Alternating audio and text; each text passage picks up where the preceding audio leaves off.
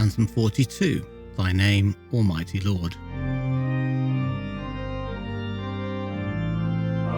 Welcome to Anthem 42 in my attempt to write a new choir anthem every week for a year. I'm Kevin Mulrine, and I hope you'll enjoy listening to my progress throughout the rest of 2024. Please do visit the website, anthem52.com, follow along on x.com or Instagram at realanthem52, and send me a message to show@anthem52.com. You might have picked up elsewhere that our home situation has changed dramatically in the last week or two, as we've moved my father-in-law in with us. This new caring responsibility has meant very little time for anything else as we get used to it, but somehow I did manage to squeeze in a bit of composition.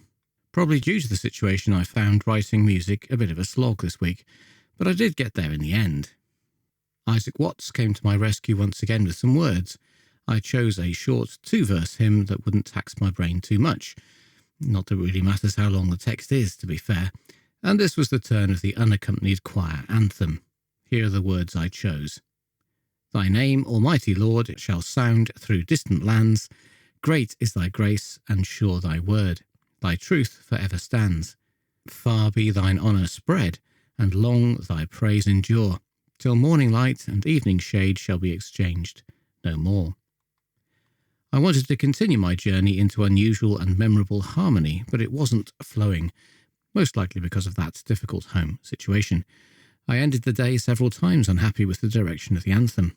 It did sound better each new morning, though, which may well have been because I was a bit fresher. The resulting anthem starts with some imitation between parts and heads into a now traditional, unusual cadence.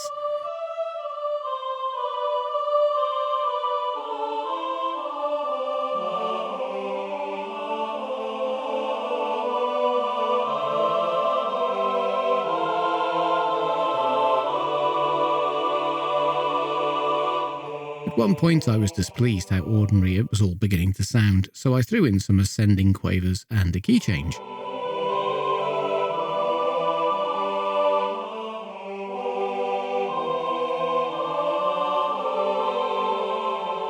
I think the words are reflected pretty well by the opening music.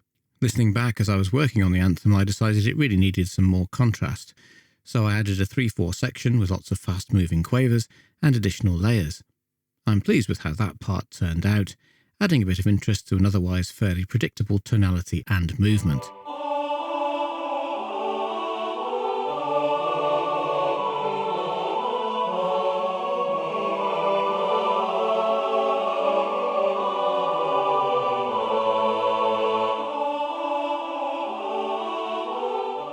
The rest of the return to normal section reflects the lyrics well, I think, and ends declaiming, light and evening shade shall be exchanged no more.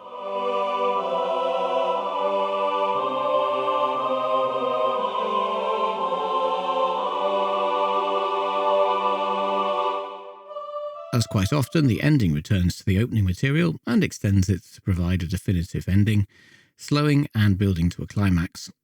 I might adapt this ending slightly, but for now it's okay. Anyway, see what you think.